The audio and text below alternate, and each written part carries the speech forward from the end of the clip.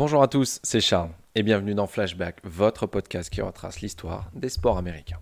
Et aujourd'hui, on part du côté d'Oakland avec le 19e Perfect Game de l'histoire de la MLB lancé par un certain Dallas Braden.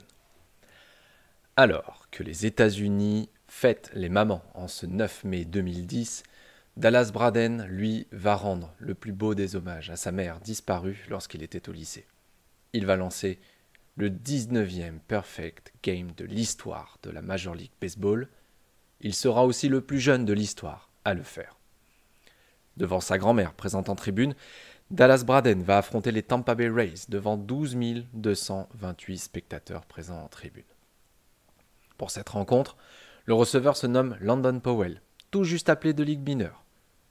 Powell était à l'origine utilisé comme receveur de secours derrière Kurt Suzuki, mais ce dernier a ensuite subi une blessure et Powell a été contraint de monter au sein de l'effectif et de disputer cette rencontre. Ce dernier demande, durant l'échauffement, si tout est bon pour Braden, qui lui répondra avec un pouce levé. Dallas Braden va retirer les 27 lanceurs qu'il affrontera durant la rencontre, ne concédant aucun coup sûr et aucun but sur balle. Le dernier retrait du match est survenu lorsque le joueur de champ extérieur des Rays, Gabe Kapler, frappe une balle roulante en direction de l'arrêt court des A's, Cliff Pennington. Le match était donc le premier sans coup sûr de la franchise depuis que Dave Stewart en avait lancé un contre les Blue Jays de Toronto le 29 juin 1990.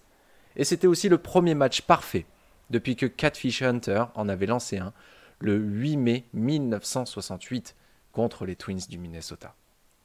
Pour les Rays, c'était déjà le deuxième concédé en l'espace d'une seule année civile après le match parfait de Mark Buehrle le 23 juillet 2009. Mais la plus belle anecdote concernant ce match parfait, c'est l'état dans lequel Dallas Braden a lancé. En effet, il admettra qu'il avait la gueule de bois. Oui, la gueule de bois.